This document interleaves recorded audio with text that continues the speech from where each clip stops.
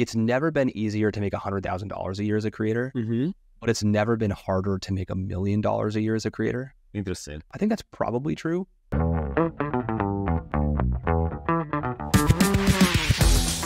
Hey, Matt, welcome to the show. How are you? Good. Thanks for having me. Fantastic. First of all, who is Matt? Tell us a bit more about yourself and the company. Sure. I've been with a company called Uscreen for coming on 3 years now. And I'm the chief operating officer. My background is kind of unique in that I think about the first half of my career as more finance and investing oriented, and the second half is more operating oriented. The finance portion, I started as a lot of folks do early in their finance career in the investment banking world, and then transitioned on to M&A, corporate development, and later investing at a growth equity firm called TCV. When I was at TCV, I was talking to dozens of really smart operators every week, and I kind of caught the operating bug, which is what slingshotted me over to the SaaS revenue generation operations world. Tell us a bit more also about the business. So Uscreen, like in a few words, how would you describe it? Uscreen is a bootstrapped SaaS business that serves primarily video creators and YouTubers, and we like to say that we are memberships for video creators, and so we can unpack the memberships piece a bit. We've said publicly that, some public numbers, we've said that we're, greater than 20 million of ARR. Business is growing quite nicely and very profitable, which is fairly unique in the creator economy SaaS world. So when we say that we're memberships for video creators, what we mean by that is we help creators build 7- and 8-figure annual revenue businesses that are centered around predictable subscription recurring revenue. Said, not a couple of, you said a number, the 20 million ARR, and you said bootstrap, right? So not that many companies, as you correctly said, in the creator economy are bootstrapped. Not that many that get into the 8 digits in terms of revenue. So are there any key lessons there, along the way of this journey? When I think about the management team here at Uscreen, we think about equity value creation as something that we want to build equity value in a thoughtful, sustained way over time. And we felt like, we felt like raising VC for us just wasn't the answer to do that. We didn't want to give up decision-making control. And, we felt like we feel like we have the right voices in the room to continue to grow this business. I think back in 2019, 2020, maybe early 2021, that was a pretty controversial opinion to hold in the, zero interest rate environment. And I think a lot of people criticized us for that decision at that point. In hindsight, I think it was a really good decision to stay bootstrapped. And I think it's become more fashionable in the last, 12 to 18 months, I think, to lean into that from a lot of companies, especially the profitable growth side of the equation. Wasn't it about yeah, these are the pro, right? So you own it, you can make your own decisions. Any challenges? So what is the other side of them? Before I joined Uscreen, I came from a background that was very much VC centric. And I think that, I certainly had some concerns coming into a place like Uscreen. I was, for example, being able to hire great talent is the lifeblood for any growing SaaS business. I think, back 2019, 2020, so much of marketing around SaaS businesses was tied to how much money did you raise, right? You could raise a big Series A or Series B. It was a stamp of approval for your brand and your organization. And so I think it was easy to be concerned about some of that stuff early on. What I've learned over time is that A, those things don't matter nearly as much as a lot of folks thought.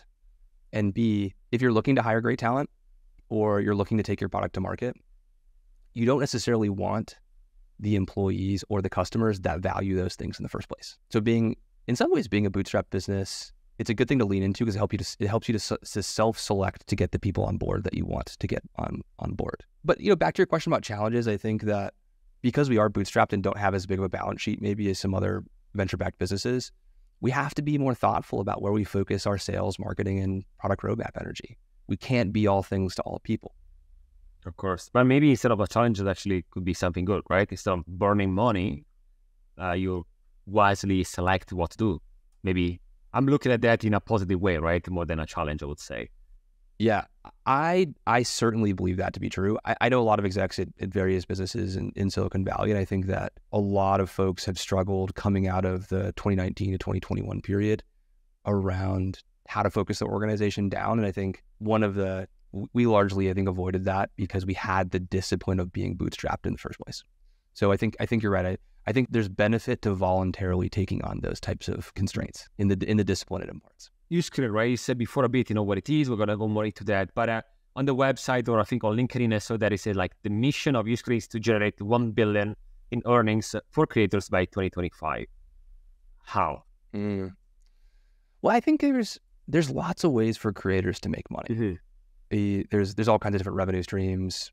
You've got your advertising revenue streams like your programmatic ads and your brand sponsorships. You can sell transactional goods like courses and merchandise, or you can build and market and scale recurring revenue streams like memberships or paid communities. They're all important. I think creators need to have their hand in a lot of pots, be multi-SKU as it were. I mean, you see that with the most successful creators. But my point of view at Uscreen is that the recurring revenue stream really should be the foundation that everything else is built on top of. And so when we talk about helping creators generate $1 billion of earnings by 2025, we're talking about recurring revenue stream. Is it like a membership for everyone out there? Do you think that you need to have a really strong community first? And what are some of the steps for potentially aspiring creators or creators that are growing, that are listening today? What are some of the advice for you when it comes to hey, I want to get start a membership? That a lot of creators understand advertising revenue streams and more transactional revenue streams, like selling merch or selling courses, better than they understand the membership side. There's a lot of heuristics you can apply to creators, but one of my favorite is to think about creators across an education to entertainment spectrum. And no matter where you fall on that spectrum, you can create a big membership business. The further you are towards the education side, generally speaking, the more true fans you're going to have as a percentage of your total social audience, the higher conversion rate you're probably going to see to paid, and the higher sort of ARPU and customer lifetime value you'll see. You'll have better retention, you can charge more for your product, et cetera. As you sort of skew towards the entertainment side of the spectrum and more entertainment value prop related memberships, you see the inverse. Lower true fan rate, lower propensity to purchase, lower price points. Now, both of those can be successful. I think creators of all types can be successful, but all things being equal, entertainment creators generally have to have larger audiences to make the numbers really make sense. I'll give you a couple of examples though that are kind of interesting. We have a customer, Adrienne Mishler, and her COO, Chris Sharp. They built this brand called Find What Feels Good. They've got, I think, something like 16 million subs on YouTube, and they've got a very profitable 8-figure membership business that they built through Uscreen. They lean very hard into the video on demand content, the live streaming video, and then also the community side of the house. Definitely more of a, it's a fitness membership, definitely more on the education side, but a slightly lower price point given the, the fitness angle and the demographic. Another kind of a cool example I could point you to is a customer of ours, a creator named Justin Rhodes, has built a brand called Abundance Plus. He's a homesteader based out of Asheville, North Carolina. Again, 8-figure membership business, very education oriented. He's teaching people how to build chicken coops and slaughter pigs. So there's more topics than you might think that you can craft very compelling, profitable membership businesses around. And what do you think are the reasons why a community is engaging, or like they're paying for a membership? Is it primarily for exclusive content? Is it because you can get much more? For instance, people that are paying every month for, let's say, a year, whatever, they get something exclusive at their door. There's maybe a gift. Are there something specific that you notice in these years, or it is primarily just to support your favorite creator? It's saying support your favorite creator. This is more the Patreon patron model. Is generally not a value prop that is compelling enough to drive big businesses with strong retention. Again, there's a number of frameworks you can bring to this, but one of my favorite is to think about in terms of a combination of transformation and belonging.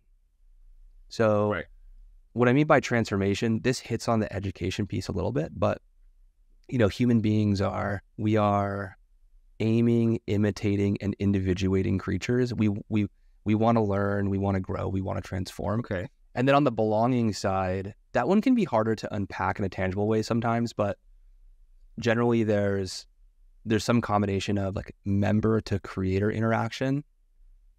There's member to member or community member to community member interaction, peer to peer. And then I think the best communities, frankly, have two more things. One is they have some feeling of like exclusivity, like I'm part of a small group. Not everybody can be part of this group. It's special. And then the second piece is they have some really compelling purpose or meaning. I like to jokingly say like the best communities have some kind of like a holy war, like some kind of mission that they're on. Is your brand ready to amplify its reach? Well, the Influencer Marketing Factory is here for you. We are a global influencer marketing agency helping brands ignite their growth. From influencer identification to campaign strategy, handling legalities and agreements, to managing shipping and logistics, we got you all covered. We work with hundreds of brands across different verticals, from Fortune 500 companies to direct-to-consumer brands. And we don't just stop there. With detailed ROI analysis, we help brands like yours measure success, transforming impressions into conversions. You can find us at theinfluencermarketingfactory.com or just searching the Influencer Marketing Factory on Google. Let's go into a bit more about that. How can you strategize these on different tactics? Think about Abundance Plus for a second, right? I think Justin Rhodes and Abundance Plus. Justin Rhodes is his content. I wouldn't call his content truly faith-based, but there's sort of a faith-based undercurrent. And he's got a very spiky point of view around things like regenerative farming, why that he has these points of view that I think people in his audience really strongly resonate with. And that's a lot of what drives, leaning into that is a lot of what drives the sense of belonging and exclusivity. Another really interesting thing that Justin does is, and this gets to some of the peer-to-peer interaction in the community, but he's set up specific channels within our community experience that enable his community members to transact together, like sell each other chickens or maybe sell seeds from their latest harvest. And so there's stuff that Justin does to kind of get that flywheel spinning. But once that flywheel starts spinning, it's also kind of self-perpetuating, which is pretty cool. And that happens like inside the platform, so you said that you become a member of someone that you follow, and then you can see other people that have your same values, your same interests, hobbies, and so on. And then you can select, adding them in the platform and start chatting with them, or is it like more of a public feed where everyone can kind of post it in the membership under a specific creator? Yeah, and when you're asking that question, are you talking about the Uscreen product specifically? Yes. Yeah, so there's a video catalog portion, which is in some ways a lot like building your own Netflix. Okay. So you've video on demand, you can arrange it in categories, organize it various ways that are appealing to your audience. And then we also have an inbuilt live streaming functionality, which allows you to communicate with your audience in real time, either one-to-one or one-to-many, depending on what you want. And then the community piece, if you're familiar with Discord, then Discord or Slack, then you'd be fairly familiar with what we offer. 85% of our customers have a mobile app that kind of ties it all together, their own branded mobile app on either Android or iPhone. We see that being truly transformative for memberships. I mean, we see 5x higher customer retention for those that are active on mobile. We see 10x plus higher engagement for videos, video engagement and community engagement. Have you used a specific strategy there? Did you use the help of the creator themselves to push it to download it? Was there something there? If you compare the mobile phone experience to just, let's say, like a web or a browser experience, I mean, it's an obvious no-brainer, right? Like you carry your phone with you everywhere you go, and so you're a lot more likely to get somebody's attention than if you have a browser-only experience. I think when you're competing against other apps and other attention grabbers, I don't think that tips or tricks are like fundamentally what's going to lead to a compelling user experience and then ultimately results in sort of financial benefit and customer lifetime value. The thing that really matters is it's the content that you put in, it's the community interaction. Ultimately, that's what's going to bring people coming back. So, are you competing against other apps like maybe Netflix on somebody's phone or Spotify or YouTube? Yeah, but it's the transformation of belonging that's going to capture attention and help you beat out some of those other potential media experiences. And Of course, and so in addition to that, so like, we touch base on the app, push notification, community, membership. Something else also that I wanted to, know your take on is something very important, right? So in the past years, social media gave the opportunity to everyone to become famous, to start their own courses, to sell their own products, to get in front of people, right? That before it costed like a lot, right? You have to be on TV, on billboards, whatever. Nowadays, everyone can potentially be, scouted by an agency. They can be seen by a brand and so on in a very easy way. Sure. And it doesn't cost basically anything. But you don't own that, right? You don't own your audience, right? You basically are renting a place, right? So tell me a bit more about the importance nowadays and how the creator economy is shifting from a renting to an owning space. The last 5 years, there was this like pre-Cambrian explosion in tech innovation, and so you saw this rise of the YouTube creator and maybe more markedly the TikTok creator more recently probably stands out in people's minds. And as you pointed out, those are rented platforms. You don't own the customer data. You don't own the branding as the creator. You have very little control over the decisions that they make. And oh, by the way, YouTube, for example, they take 30% plus of the revenue that you generate on the platform. If you're a creator, you want to own your audience. You want the email address. You want to know who the customer is. You want to have a direct relationship. You can control the brand. You can control the experience. You can cross-sell products. And you can do it in a way that somebody can't take it away from you, right? YouTube can go to a creator, and if you're YouTube centric and only on YouTube can take your business away from you overnight. So a lot of reasons why I think why you want to push your true fans at least towards an own media experience. Mm-hmm. On the rebundling side, I think what we'll see over the next probably 3 to 5 years is I predict that in every niche, there's going to be 3 to 4 creators who own 90% of the eyeballs and 90% of the revenue, which isn't true today, although that Pareto curve is steepening pretty rapidly right now. Some people might interpret that as being kind of a negative thing. I see it more as A, it's inevitable, but B, on the positive side, there's many thousands of niches. So if you're a creator who has big dreams, you'll have the opportunity to fight to be one of the 3 to 4 people that owns 90% of the attention in the niche. The owned media and the rebundling thing is happening simultaneously, and I think largely the creators who invest in owned media sooner are the ones who are more likely to come out on top when it comes to the rebundling and the steepening of the Pareto distribution. I can see that. Wow. I was not expecting that. Was absolutely interesting. Is there a last thing that you want to add on the future of the creator economy? You already touched base on a couple of things, but last remarks on that. Look, I think there's been, depending on what week it is, you'll hear positive things about the creator economy in the news or negative. Totally. I mean, I'm sure you've experienced of course. Fluctuation in news all the time. Well, I certainly think that there are some news stories out there that are less than positive. I think a lot of it centers around maybe VC involvement in the space, particularly through COVID and some of the shakeout from that. And I think that stuff is warranted. On the flip side, it's really never been a better time to be a creator. So, I think for people maybe who aren't creators yet, but dream about being a part-time or full-time creator, or those creators who are part-time who want to go full-time, or those creators who are full-time who want to build who've got big dreams and want to build a $10 million plus annual revenue business. If you do have big dreams, I think you should go into it eyes wide open that there is going to be a, rebundling and a consolidation. But that rebundling itself, I think, opens up a lot of opportunity for partners for creators to partner together and build bigger media brands outside of that span this that are bigger than scope than just an individual creator themselves. I agree. 100% with you. Been ups and down. Media saying it's going down. Sometimes it's going up. But I do agree that it's everyone has a lot of opportunities. It's easy. It's never been that easy to create something online. Prices are going down in terms of cameras to buy and memberships online and courses and anything like that. So yeah, absolutely. I think it's the right time to start.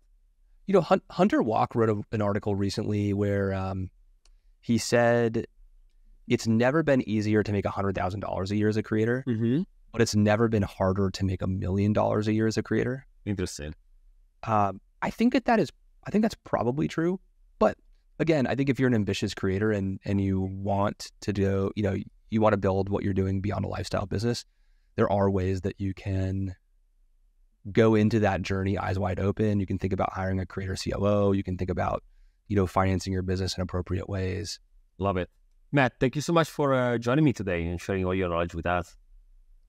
Yeah, thanks for having me, Alessandro. Thank you. This is the Influence Factor by the Influencer Marketing Factory, and I'll see you next week.